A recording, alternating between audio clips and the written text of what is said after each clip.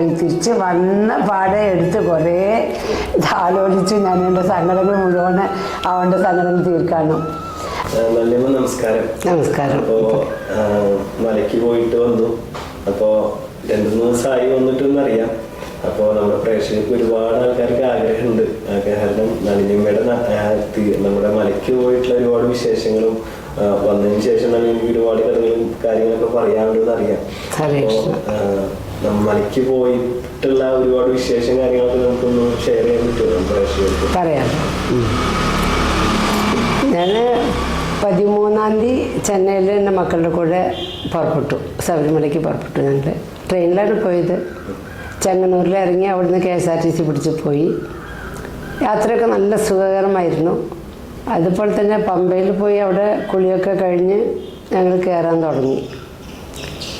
എല്ലാവരും ക്രൗഡിൻ്റെ കാര്യമൊക്കെ പറഞ്ഞിരുന്നു, പേടിപ്പിച്ചിരുന്നു, നല്ല ക്രൗഡായിരുന്നു. പക്ഷെ അപ്പം ഞങ്ങൾ പോയ ദിവസം തിരക്കുണ്ടായിരുന്നില്ല. നല്ല സ്മൂത്തായിട്ടുള്ള യാത്രയായിരുന്നു. അതെ അതെ, ഞാനൊന്ന് എനിക്ക് പേടി ഉണ്ടായിരുന്നു. കാരണം ഈ തിരക്കിൽ എങ്ങനെ ഇതാക്കിയിട്ട് വരാൻ പറ്റുമോ, വളരെ ദർശനം കിട്ടുമോ എന്നൊക്കെ വലിയ സംശയം ഉണ്ടായിരുന്നു എനിക്ക്. പക്ഷെ ദൈവാധീനം പറയുന്നു. ഞങ്ങൾക്ക് മുകളിൽ എത്തണ വരയ്ക്കും ഞങ്ങൾ ഒന്ന് റെസ്റ്റ് എടുത്ത് പറഞ്ഞ് ഇരിക്കല്ല, വളരെ മെല്ലെ സാവധാനം കയറി. ഞങ്ങൾ ഉച്ചയ്ക്ക് ഒരു 2:20 കയറാൻ തുടങ്ങി ഞങ്ങൾ. അപ്പോൾ ഒരു 5 മണി 5:30 മണിക്കൊക്കെ ആ മുമ്പിൽ ഒരു 18-ാം പടിക്ക് മുമ്പ് കുറച്ച് പടികളുണ്ട്. അപ്പോൾ അതിൻ്റെ ഇതായിട്ട് ഷെഡിൻ്റെ ഉള്ളിൽ പോയി. ഷെഡിൻ്റെ ഉള്ളിലായിട്ട് കുറച്ച് നേരം നിൽക്കേണ്ടി വന്നു. അതുപോലെ 1/2 മണിക്കൂർ 3/4 മണിക്കൂറോളം നിന്നു. ഇത്ര തന്നെയല്ലോ. പിന്നെ അതുവരെയ്ക്കും ഞങ്ങൾ സ്മൂത്തായിട്ട് നല്ല ഇതായിരുന്നു. നടക്കാൻ യാതൊരു പ്രയാസം ഉണ്ടായില്ല, തിരക്കുണ്ടായിരുന്നില്ല. പിന്നെ മുകളിൽ ടിവിയിലും ഒരുപാട് ഭക്തജനങ്ങളെ പേടിപ്പിച്ചിട്ട്. അതെ അതെ അതെ, തിരക്കാണ്. 18 മണിക്കൂറും 20 മണിക്കൂറും. അതെ. പക്ഷെ അവിടെ വഴിയിലൊക്കെയും ബ്ലോക്ക് ചെയ്യാനുള്ള ഒരു ഇതൊക്കെ ഇങ്ങനെ സംഘടിപ്പിച്ച് കണ്ടു ഞങ്ങൾ. പക്ഷെ പോരാത്തതിന് ഒരുപാട് ഭക്തര് പമ്പയിൽ നിന്ന് മാല ഊരിയിട്ട് തിരിച്ചു പോകേണ്ട ഒരു സിറ്റുവേഷൻ വരെ ഉണ്ടായിരുന്നു ഒരാഴ്ച മുമ്പ്. അങ്ങനെ പോകുമ്പോ എന്തെങ്കിലും പ്രതീക്ഷിച്ചിരുന്നോ? കാരണം അങ്ങനെ എന്തെങ്കിലും തിരക്കൊണ്ട് ദർശനം കിട്ടോ ഞെരുങ്ങോ എന്നുള്ള ഒരു പേടി ഉണ്ടായിരുന്നു. അതല്ലാതെ തിരിച്ചു വരുന്ന ഐഡിയ ഇല്ല. ദർശനം കിട്ടാതെ വരില്ല. പക്ഷെ പോയപ്പോൾ അത് ഒരു പ്രയാസം, ഒരു തിരക്കിൻ്റെ യാതൊരു ഇതും ഉണ്ടായിരുന്നില്ല. അതാണ് അതിശയം. മുകളിൽ കയറിയ ശേഷം തന്നെ കൂടുതൽ നേരം നിൽക്കേണ്ടി വന്നില്ല. നല്ല ദർശനം കിട്ടി. മുമ്പിലത്തെ ലൈനിൽ തന്നെ പോയി ഭഗവാനെ മുമ്പിൽ നേരിട്ട് നന്നായിട്ട്. അതിനുള്ള ഞങ്ങളുടെ കൂടെ കുറേ കന്യാസ്വാമിമാരുണ്ടായിരുന്നു. ഞങ്ങൾ അവരുടെയൊക്കെ ഭാഗ്യമാണെന്നാണ്. കാരണം ഇത്രയും നന്നായിട്ടുള്ള ഒരു ദർശനം പ്രതീക്ഷിച്ചിട്ടേ ഇല്ല. അങ്ങനെ ഒരു ദർശനമായിരുന്നു. അത് കഴിഞ്ഞ് പോന്നു. ഞങ്ങൾ പൂമൂടൽ ചെയ്തിരുന്നു. അപ്പോൾ നിറയെ പൂക്കളൊക്കെ ഇതാക്കിയിട്ട് അതിന് അഭിഷേകം ചെയ്യുമ്പോഴൊക്കെ ഏർപ്പാടാക്കിയിരുന്നു. അപ്പോൾ അതിൻ്റെ വകയായിട്ടും മുൻവരിയിൽ നിന്ന് ആ പൂമൂടൽ മുഴുവൻ കണ്ട് ദീപാരാധന ചെയ്തു. ദീപം തൊഴുകാനും എല്ലാം നല്ല അത് പറയില്ലേ, ഭാഗ്യമാണ് അങ്ങനെ മുമ്പിൽ നിന്നിട്ട് ഭഗവാനെ കണ്ട് തൊഴുകൽ. നല്ല ഒട്ടും പ്രതീക്ഷിച്ചില്ല. അതായത് തിക്കിത്തിറക്കി ഒരു മിന്നായം കാണുമായിരിക്കും. നമുക്ക് ഈ മുമ്പിൽ എല്ലാവരും ഇരുമുടി വെച്ച് നിൽക്കുമ്പോൾ നമുക്കത്ര എത്തുമില്ല. അതൊക്കെ വിചാരിച്ചിട്ടാണ് പോയത്. പക്ഷേ ഈ മുൻവരിയിൽ നമ്മുടെ പിന്നിലാണ് ഇരുമുടി വെച്ചിട്ടുള്ളവർക്ക് നിന്നിരുന്നത്. ഞങ്ങൾക്ക് 3 വരിയിൽ സുഖമായിട്ട് കാണാൻ പറ്റി. എല്ലാവരുടെ പേരക്കുട്ടിയൊക്കെ ഉണ്ടായിരുന്നു. നല്ല ദർശനം കിട്ടി. ഫാമിലി എൻ്റെ മൂത്ത മകനും എൻ്റെ പേരക്കുട്ടി കൊച്ചുമോനും പിന്നെ എൻ്റെ നാത്തൂൻ്റെ മകൻ ഉണ്ടായിരുന്നു. പിന്നെ എൻ്റെ മകൻ്റെ ഫ്രണ്ട്സ് ഉണ്ടായിരുന്നു, അവരുടെ അമ്മ. അങ്ങനെ 9 പേരുണ്ടായിരുന്നു മൊത്തം ഞങ്ങൾ പോയത്. ടോട്ടൽ 9 പേരുണ്ടായിരുന്നു. പിന്നെ മോൻ ആദ്യം തന്നെ ബുക്ക് ചെയ്തിരുന്നു, റൂം ബുക്ക് ചെയ്തിരുന്നു. അപ്പോൾ പിന്നെ തൊഴുകളൊക്കെ കഴിഞ്ഞ് മാളികപ്പുറത്തൊക്കെ തൊഴുത് ഞങ്ങൾ പോയി റൂമിൽ പോയി വിശ്രമിക്കാൻ പോയി. പിന്നെ ഭക്ഷണങ്ങളൊക്കെ അതെ, അതായിരുന്നു വലിയ സങ്കടമായിരുന്നു. ഇല്ല, കണ്ണിനെ കൊണ്ടുപോകാൻ പറ്റി. കാരണം എനിക്ക് പിന്നെ പലരും എന്താ പറഞ്ഞാൽ അവിടെ പുറമേ നിന്ന് വരുന്നവരൊക്കെ നമ്മളിപ്പോൾ ഗുരുവായൂരിൽ തന്നെ ചെക്ക് ചെയ്യുന്നില്ലേ. അപ്പോൾ അതുപോലെ ബോംബ് വെച്ചിട്ടുണ്ടോ എന്നിട്ട് അത് എന്തെങ്കിലുമൊക്കെ ചെയ്യുമ്പോൾ ഭഗവാനെ തട്ടിമുട്ടിയൊക്കെ നോക്കുമെന്ന് പറയലുണ്ടായിരുന്നു. അതുപോലെ തന്നെ കന്നിമൂല കണ്ണുപുത്ര അവിടെ വന്നാൽ അവർ വാങ്ങി വെക്കും. അപ്പോൾ നമുക്ക് ഭഗവാൻ ചൈതന്യമുള്ളതാണെന്ന് നമുക്ക് അറിയാം. ഇപ്പോൾ എൻ്റെ അനുഭവത്തിൽ എനിക്കറിയാം. അപ്പോൾ എൻ്റെ അനുഭവം അല്ലാതെ നമ്മുടെ ഭക്തരെ കുറേ ഗുരുവായൂരിൽ കണ്ടവർ പല അനുഭവങ്ങളാണ് അവർ പറയുന്നത്. അപ്പോൾ ഇതിൽ ചിലവർക്കൊക്കെ ഇത് വെറുതെ പറയാനോ അവർക്ക് തോന്നലാണെന്നൊക്കെ പറയുന്ന ഒരു ഇതുണ്ട്.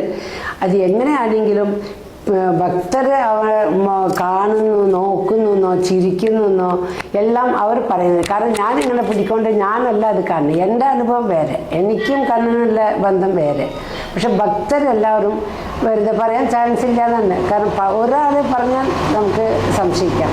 പലരും പറയുന്നുണ്ട് ഭഗവാൻ മുഖത്ത് നോക്കുന്നു, ചിരിക്കുന്നു, പിന്നെ അതുപോലെ തന്നെ മുഖം ചിരിക്കാതെ മുഖം വെപ്പിച്ചിരിക്കുന്നു, അങ്ങനെ പല കണ്ണിറുക്കി കാണിച്ചു. ഇങ്ങനെ പലരും ഈ പറഞ്ഞത് കോടിയർച്ചന ചെയ്ത് ഒരു സ്ത്രീയാണ്. ഭഗവാൻ കോടിയർച്ചന ചെയ്യുന്നവരൊക്കെ ഇങ്ങനെ നോക്കി വന്ന് അന്താളിച്ച് ഞാൻ നോക്കുകയാണ്. അപ്പോൾ ഭഗവാൻ ഈ വിളക്ക് വെച്ച് പൂജിക്കുന്നവരൊക്കെ ഇങ്ങനെ നോക്കി വരാണ്. അപ്പോൾ ഈ സ്ത്രീ ഇങ്ങനെ അന്താളിച്ച് നോക്കുകയാണ്. അപ്പോൾ ഈ സ്ത്രീയുടെ ഭാഗത്ത് വന്നപ്പോൾ നേരിട്ട് കണ്ണിന് നേരെ കണ്ടപ്പോൾ കണ്ണിങ്ങനെ ഇറുക്കി കാണിച്ചു എന്ന് പൂജ കഴിഞ്ഞ് ഞങ്ങൾ പുറത്ത് വന്നപ്പോൾ ആ സ്ത്രീ പറഞ്ഞു. അപ്പോൾ ആ കോടിയർച്ചന ചെയ്തവർ നുണ പറയാൻ ഇല്ല, നുണ പറയാമെന്ന് എനിക്ക് തോന്നില്ല. കാരണം എൻ്റെ കണ്ണെന്ന് വിചാരിച്ചിട്ട് ഞാൻ എന്തെങ്കിലും പറഞ്ഞാൽ കൂടി നമുക്ക് ഒരു പക്ഷേ നുണയായിരിക്കും എന്ന് വിചാരിക്കാം. പക്ഷെ അവർക്കത് പറയേണ്ട ആവശ്യമില്ല. പിന്നെ ഇപ്പോൾ അവർക്ക് തോന്നലാണെങ്കിലോ അല്ലെങ്കിൽ അവർക്ക് അങ്ങനെ മാനസികമായിട്ട് അവർ കണ്ടത് എങ്ങനെയാണെങ്കിലും ഭഗവാൻ കാണിച്ചു കൊടുത്തിട്ടു എന്നുള്ളത് വാസ്തവമാണ്. അവർക്കത് ആ കാഴ്ച അവർ കണ്ടിരുന്നു. അത് വിചാരിച്ചാൽ സങ്കല്പിക്കാനുള്ള സമയമൊന്നുമില്ല, പൂജിക്കാതെ. അപ്പോൾ ഭഗവാനെ ഇത് സങ്കല്പിച്ച് മുമ്പിൽ നോക്കി ഇങ്ങനെ അവരിങ്ങനെ മന്ത്രം ചെല്ലുമ്പോൾ ഈ ദക്ഷിണതിക്ക് അരിയും പൂക്കളൊക്കെ ഇട്ടുകൊണ്ടിരിക്കുകയാണ്. അതിൻ്റെ ഇടയ്ക്കാണ് ഭഗവാൻ എല്ലാവരും നോക്കുന്നത്. ഇവർ കണ്ടപ്പോൾ അവരിങ്ങനെ പ്രതീക്ഷിക്കാത്തതായിരുന്നല്ലോ. അപ്പം അങ്ങനെ പറഞ്ഞു. പിന്നെ ആദ്യം കണ്ണ് ചലിക്കുന്നു എന്ന് പറഞ്ഞത് വന്നിട്ട് ഈ അമ്പലത്തിലത്തെ ഗുരുവായൂരിലത്തെ 2 സെക്യൂരിറ്റി ലേഡീസാണ്. അപ്പോൾ എൻ്റെ കൂടെ പ്രസാദം കഴിക്കാൻ തൊട്ടടുത്ത് ഇരിക്കുമായിരുന്നു. അപ്പോൾ അവർ ഇരുന്ന് ഭഗവാനെ ഞാൻ അവരുടെ ഭാഗത്തേക്ക് തിരിച്ചു വെച്ചിരിക്കുകയായിരുന്നു. ഭഗവാനെ കണ്ണാ ഞങ്ങളുടെ കാര്യം കൂടി നോക്കണേ എന്നൊക്കെ അവർ ഓരോന്നിങ്ങനെ വർത്തമാനം പറയാണ്. ഈ പറഞ്ഞുകൊണ്ടിരിക്കുന്നിടത്തേക്ക് ഒരു ലേഡി പറഞ്ഞു, അയ്യോ കണ്ണെന്തപ്പോൾ പിന്നിലേക്ക് നോക്കിയിട്ടോ പറഞ്ഞു. അപ്പം എനിക്ക് അനുഭവങ്ങളുള്ളതുകൊണ്ട് ഞാൻ പിന്നെ അതൊന്നും പ്രത്യേകിച്ച് ചോദിക്കാൻ പോയില്ല. കുറച്ചും കൂടി കഴിഞ്ഞപ്പോൾ ഇന്നൊരുത്തിരി പറഞ്ഞു, നോക്ക് മുമ്പിൽ ഭക്ഷണം കഴിക്കുന്നവർ തന്നെ നിരീക്ഷിക്കുന്നു എന്ന് പറഞ്ഞു. അത് കഴിഞ്ഞിട്ട് വിട്ടു. പിറ്റേ ദിവസം ഞങ്ങൾ ക്യൂവിലിരിക്കുകയാണ്. അപ്പോൾ തൊഴുകാനിരിക്കുന്ന 2 കുട്ടികൾ അടുത്തിരിക്കുന്നുണ്ട്. അപ്പോൾ ആ കുട്ടികൾ 2 പേരും കയ്യിൽ വാങ്ങിയിട്ട് എല്ലാവരും താലോലിക്കാൻ വാങ്ങിക്കും, ഒത്തിരി പേര് വാങ്ങിക്കും. അപ്പോൾ അങ്ങനെ ആ കുട്ടികളിങ്ങനെ കയ്യിലെടുത്തിട്ട് കുറേ ഇങ്ങനെ താഴാട്ട് പറഞ്ഞ പോലെ ഒക്കെ ആട്ടി പിന്നെ പറഞ്ഞു, അമ്മേ കൃഷ്ണൻ്റെ കണ്ണ് ചലിക്കുന്നുണ്ട് കേട്ടോ, കൃഷ്ണമണി ഇളകുന്നുണ്ട് കേട്ടോ പറഞ്ഞു. അധികം പറഞ്ഞിട്ട് വിട്ടു. പിന്നീട് പലരും പറയാൻ തുടങ്ങി. അപ്പോൾ ഭഗവാൻ പലർക്കും ഇത് കാണിച്ചു കൊടുക്കുകയാണ്. അപ്പോൾ പലരും സങ്കല്പിച്ചിട്ടോ വെറുതെ പറയാനുള്ള ചാൻസ്. ഒരാൾ പറഞ്ഞാൽ അല്ലെങ്കിൽ എൻ്റെ മോഹസ്ഥിതിക്ക് പറഞ്ഞു എന്ന് എന്തെങ്കിലും നമുക്ക് വിചാരിക്കാം. പക്ഷെ ഇത് പലരും പറയുന്നുണ്ട്. പലരും ചില വയസ്സായ ആൾക്കാരും പറയുന്നുണ്ട്, ചെറുപ്പക്കാർ പെൺകുട്ടികളും പറയുന്നുണ്ട്. ഈ കയ്യിലെടുത്തിട്ട് ഇങ്ങനെ കൊഞ്ചിട്ട് അയ്യോ മുഖത്ത് നോക്കി ചിരിക്കണം നോക്കെന്ന് പറയുമ്പോൾ അപ്പോൾ അവർക്ക് ആ കാഴ്ചപ്പാട് ഇത് കിട്ടിയിട്ടുണ്ട് എന്നുള്ളത് തന്നെയാണ് നമ്മൾ വിശ്വസിക്കേണ്ടത്. അപ്പോൾ എനിക്കും പറയാൻ പറ്റിയത് ഇപ്പോൾ കണ്ണ് ചലിക്കുന്നുണ്ടെന്നോ കണ്ണിൽ ഒന്നുമില്ല, ലിഡില്ല, മൂടാനോ തുറക്കാനോ ഒന്നും ഇല്ലാത്തത് തന്നെയാണ്. പക്ഷെ പെട്ടെന്ന് അതിങ്ങനെ മാറുന്നത് കാണുന്നുണ്ട്. പലരുമായി പറയുന്നു. ഇപ്പോൾ ഒരുത്തർ 2 പേരല്ല, കുറേ പേരെ ഈ ഒരു ശബരിമല യാത്രയില് കണ്ണനൊരു 3 ദിവസമെങ്കിലും പിരിയേണ്ടി വന്നു. അതെ, അപ്പൊ എനിക്ക് ഈ ചൈതന്യം ഉണ്ട് ഉള്ളതുകൊണ്ട് എനിക്ക് അവിടെ കൊണ്ടുപോയി വെക്കാൻ എനിക്ക് മനസ്സനുവദിച്ചില്ല. അപ്പൊ ഞാൻ എൻ്റെ മക്കളുണ്ട്, മരുമകളെന്ന് പറയാറില്ല, കാരണം എല്ലാം അമ്മയെ പോലെ പെറ്റ അമ്മയെ പോലെ അതിനെക്കാട്ടും കൂടുതൽ സ്നേഹിക്കുന്ന കുട്ടികളാണ്. അപ്പോൾ ഞാനും മരുമക്കളാന്ന് പറയാറില്ല. എൻ്റെ മൂത്ത മകൻ്റെ ഭാര്യ. അപ്പോൾ അവിടെ ഉണ്ടായിരുന്നു. അപ്പോൾ അവളുടെ അടുത്ത് തന്നെ വിട്ടിട്ട് വന്നത്. അവരൊക്കെ നന്നായി നോക്കും, വലിയ ഇഷ്ടമാണ് അവർക്കൊക്കെ. അപ്പോൾ അവിടെ വിട്ടിട്ടാണ് ഞാൻ പോകുന്നത്. പക്ഷേ നമ്മുടെ കയ്യിൽ 24 മണിക്കൂർ പറഞ്ഞ പോലെ ഈ കിടക്കുന്ന നേരം പോലും എൻ്റെ കയ്യിൽ കിടക്കുന്ന കണ്ണനെയാണ് ഞാൻ വിട്ടിട്ട് വന്നത്. നല്ല വിഷമം ഉണ്ടായിരുന്നു, ഭയങ്കര സങ്കടം ഉണ്ടായിരുന്നു. അതെ, ആദ്യത്തെ ദിവസമൊക്കെ ഉറങ്ങാൻ കൂടി എനിക്ക് പറ്റിയില്ല. കാരണം കണ്ണൻ്റെ മുഖം എന്നെ വിട്ടിട്ട് പോകുന്നത് കണ്ണ ഇവിടെ നിർത്തിയില്ല, നമുക്ക് അവിടെ വിടാൻ പറ്റില്ല. ആൾക്കാരുടെ അവരൊരു പ്രതിമ വിചാരിച്ചിട്ട് വിടും, അത് എനിക്ക് സഹിക്കാൻ പറ്റില്ല വെച്ചിട്ട്. ആ 2 ദിവസം എനിക്ക് വല്ലാത്ത വിഷമമുണ്ടായിരുന്നു. പിന്നെ മനസ്സിൽ ഏത് നേരം കണ്ണൻ തന്നെയാണ്. പിന്നെ കണ്ണൻ്റെ നാമം ചൊല്ല ശരണം പറഞ്ഞ കാട്ടിലധികം ഞാൻ ഹരേകൃഷ്ണയാണ് പറഞ്ഞിരിക്കുന്നത്.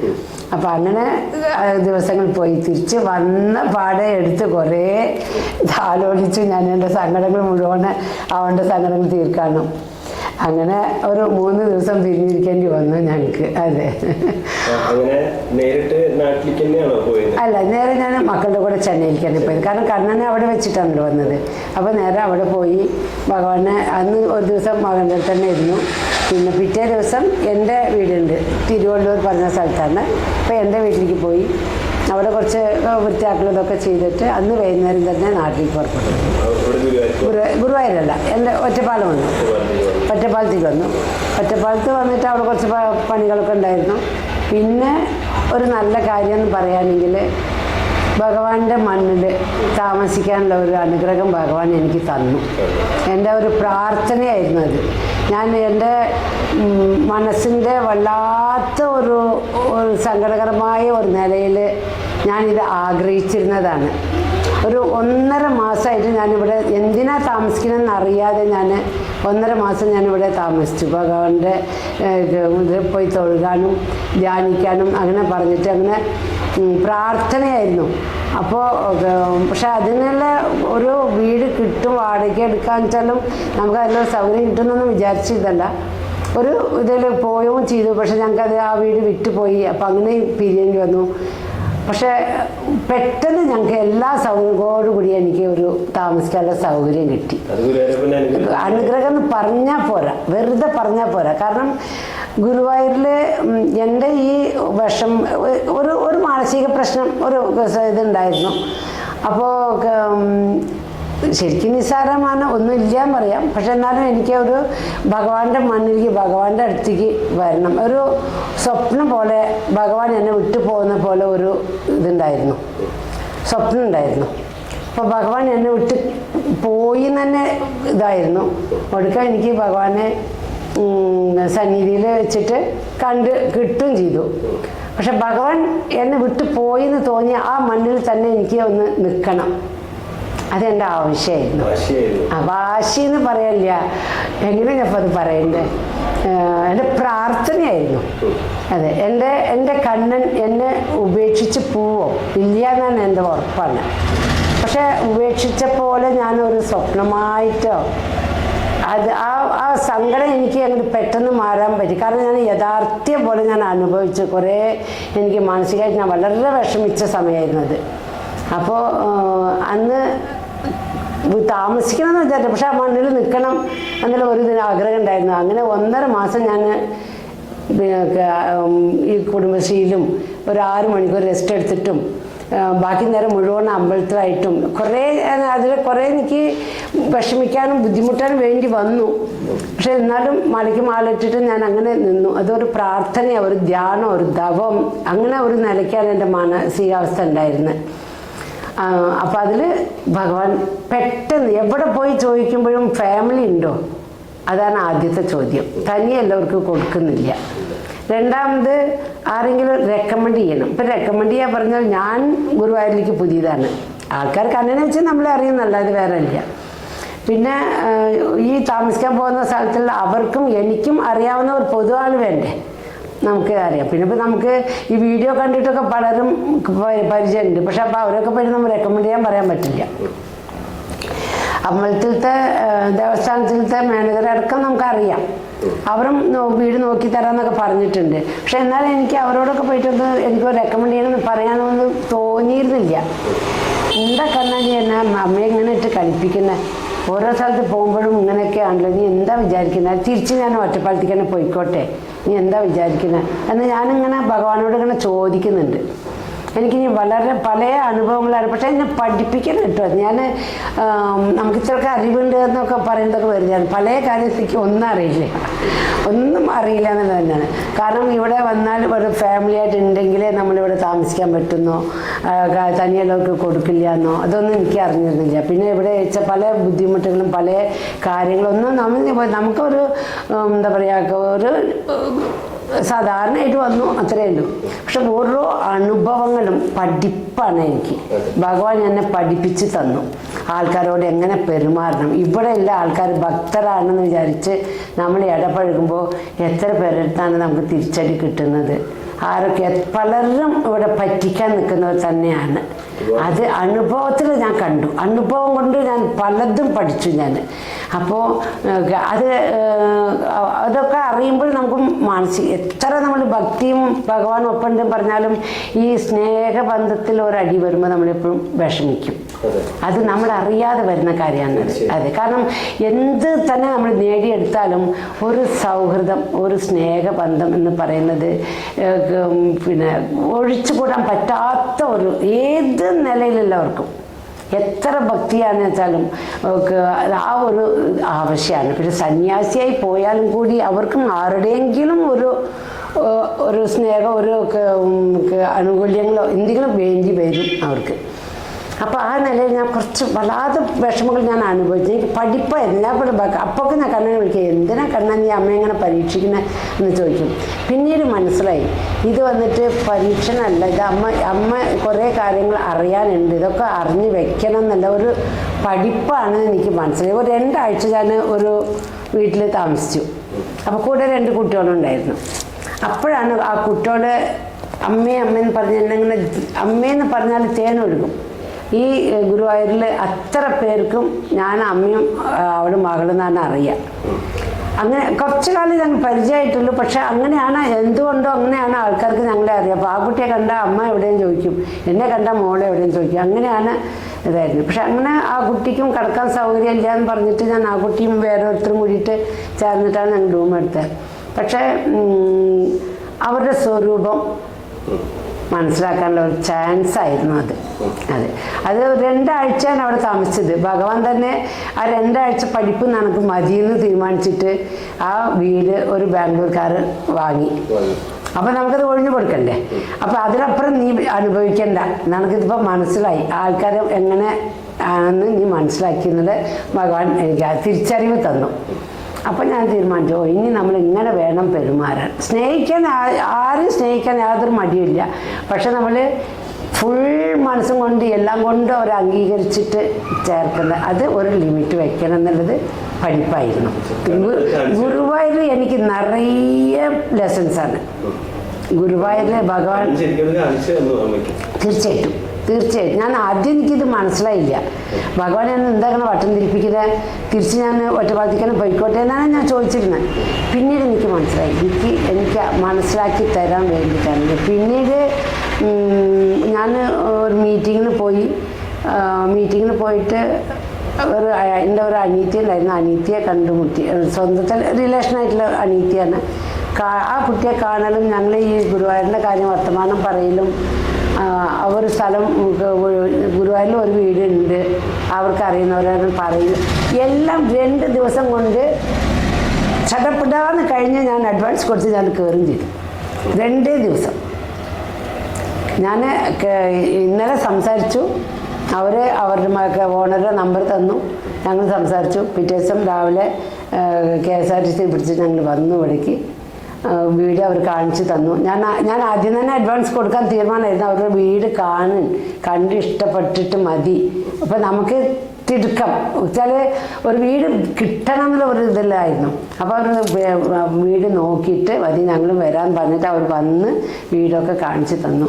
നല്ല കാറ്റും വെളിച്ചമുള്ള ഒരു വീട്. അത്യാവശ്യം ഞാൻ മുമ്പുണ്ടായിരുന്ന വീട് പോലെ തന്നെയാണ്, എനിക്ക് ധാരാളം മതിയാവുന്നതാണ്. അപ്പോൾ ഞാൻ അപ്പം തന്നെ പറഞ്ഞു എനിക്ക് ഓക്കെയാണ് പറഞ്ഞു. വേറെ ഒന്നും എനിക്ക് ചിന്തിക്കാനില്ല. അപ്പം തന്നെ അഡ്വാൻസ് കൊടുത്തു, തീരുമാനിച്ചു, എൻ്റെ സാധനങ്ങൾ വെച്ച് കയറും ചെയ്തു. അപ്പോൾ അത് ആ പഠിപ്പ് കഴിഞ്ഞ ഉടനെ എനിക്ക് അനുഗ്രഹം തരുകയും ചെയ്തു. പിന്നെ എന്നെ ബുദ്ധിമുട്ടിച്ചില്ല. പക്ഷെ പക്ഷെ ആൾക്കാർ നീ മനസ്സിലാക്കണം. നീ പറഞ്ഞാലൊന്നും മനസ്സിലാക്കില്ല. ആൾക്കാർ പറഞ്ഞു തരുമ്പോൾ നീ ഇങ്ങനെ സൂക്ഷിക്കും പറഞ്ഞാലൊന്നും ഞാൻ എടുക്കുന്നില്ല.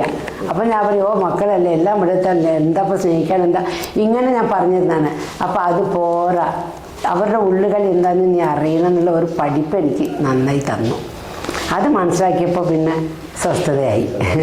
അതെ, ഇപ്പോൾ നമുക്ക് ഇപ്പോൾ പറ്റിക്കപ്പെടുന്നത് ഏത് വിധത്തില, പൈസയായിട്ടാണെങ്കിലും ശരി, സ്നേഹം കാണിച്ചിട്ടാണെങ്കിലും ശരി, ഏതിലാണെങ്കിലും പറ്റിക്കപ്പെടുന്നുള്ള വിചാരം ഇപ്പം ഇല്ല. ഇപ്പം നമ്മളൊരു അലർട്ടാണ്. ഒരു ലിമിറ്റിന് മീതെ ഞാൻ മുഴുവൻ അങ്ങോട്ട് മനസ്സാ സറണ്ടർ ആവില്ല. കാരണം എൻ്റെ സ്വഭാവം അതായിരുന്നു. ഞാൻ എനിക്കത് പരിചയമില്ല, ഇപ്പോഴും ഇല്ല കേട്ടോ. പക്ഷെ ഇപ്പം എന്താ വെച്ചാൽ കൂടുതൽ വല്ല പൈസയുടെ കാര്യങ്ങളായിട്ടോ അല്ല വേറെ അങ്ങനെ വേറെ സ്നേഹബന്ധം അപ്പുറം എന്തെങ്കിലും വരികയാണെങ്കിൽ ഞാനൊന്ന് അലർട്ടാവും.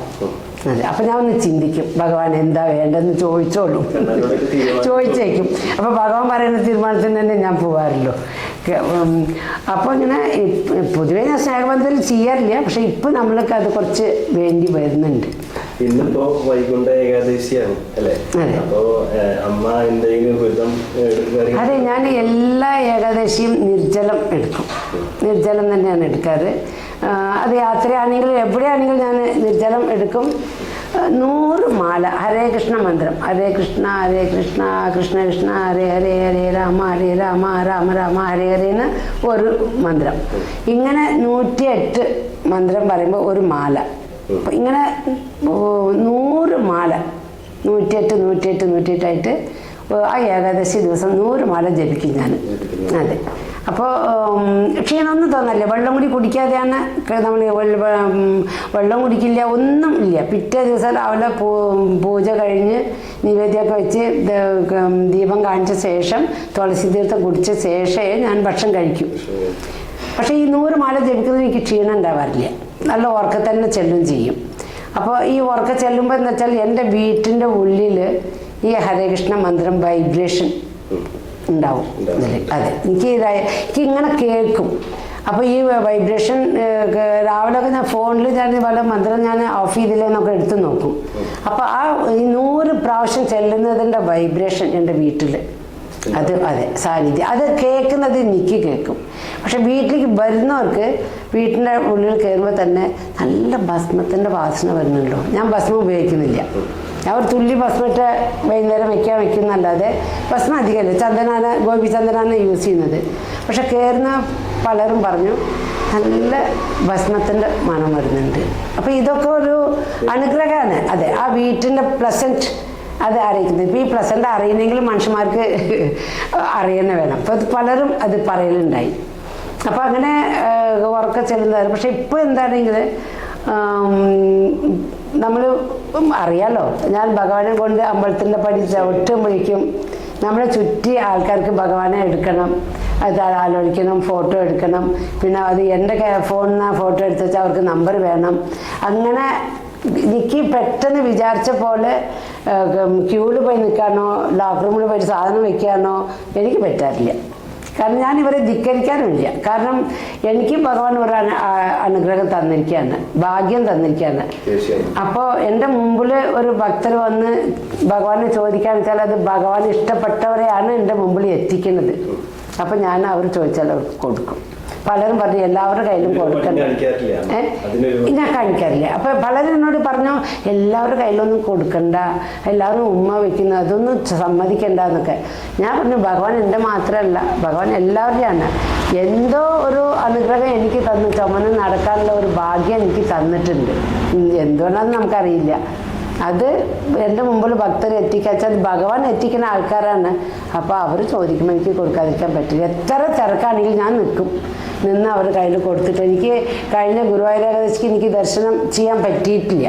കാരണം ചുറ്റോട് ചുറ്റ് 2-3 മണിക്കൂർ ആൾക്കാർ ഇങ്ങനെ നിന്നിട്ട് എനിക്ക് പറ്റിയില്ല. ക്യൂവിൽ പോയി നിൽക്കാനും പറ്റിയില്ല.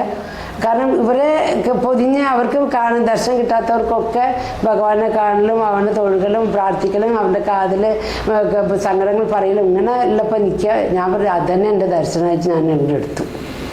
അപ്പോൾ ഇപ്രാവശ്യം വൈകുണ്ഠ ഏകാദശിക്ക് ഞാൻ എന്താ ചെയ്ത് പോയിട്ട് നിർമ്മാല്യം തൊഴുകാനായിട്ട് ക്യൂവിൽ നിന്നു രാത്രി. അപ്പോൾ 3 മണിക്ക് ദർശനമാണ്. അപ്പോൾ അതിന് പോയി നിന്നു. അപ്പോൾ എന്തായാലും രാവിലത്തെ ദർശനം കഴിഞ്ഞ് പുറത്ത് വന്നാൽ പിന്നെ എന്ത് തിരക്കാണെങ്കിലും കുഴപ്പമില്ലല്ലോ. അപ്പോൾ രാവിലെ അങ്ങനെ 3 മണി നല്ല ദർശനം കണ്ടു, ഭഗവാനെ നന്നായിട്ട് കണ്ടു, തൊഴുതു. അമ്പലത്തിൽ കുറച്ച് നേരം കൂടി ഇരുന്നു, എന്നിട്ടാണ് ഇങ്ങോട്ട് പോകുന്നത്. ഞങ്ങൾ മമ്മിയൂർ പോയി തൊഴുതു, മമ്മിയൂരിൽ നല്ല ദർശനം കിട്ടി, എന്നിട്ട് ഇങ്ങോട്ട് പോകുന്നത്. അപ്പോൾ അമ്മ എന്തായാലും നമ്മളെ മലയ്ക്ക് പോയിട്ടുള്ള വിശേഷങ്ങളും ഇന്നത്തെ വൈകുണ്ഠ ഏകാദശിയിലെ അമ്മയുടെ നോമ്പ് വിശേഷം കാര്യങ്ങളൊക്കെ ഷെയർ ചെയ്തതിന് ഒരുപാട് നന്ദി. ഭക്തരെല്ലാവരും അമ്മയുടെ വിശേഷ കാര്യങ്ങളൊക്കെ കേൾക്കാൻ വേണ്ടി കാത്തിരിക്കുകയാണ്. അപ്പോൾ ഒരുപാട് നന്ദി എല്ലാ ഭക്തരുടെ പേരിലും. എല്ലാവർക്കും എൻ്റെ നന്ദി അറിയിക്കുന്നു. എല്ലാവരുടെയും സഹകരണം ഉണ്ട്. ഹരേ കൃഷ്ണ. എൻ്റെ സന്തോഷം അറിയിക്കുന്നുണ്ട്. ഭഗവാൻ നമ്മുടെ എല്ലാവരുടെയാണ്.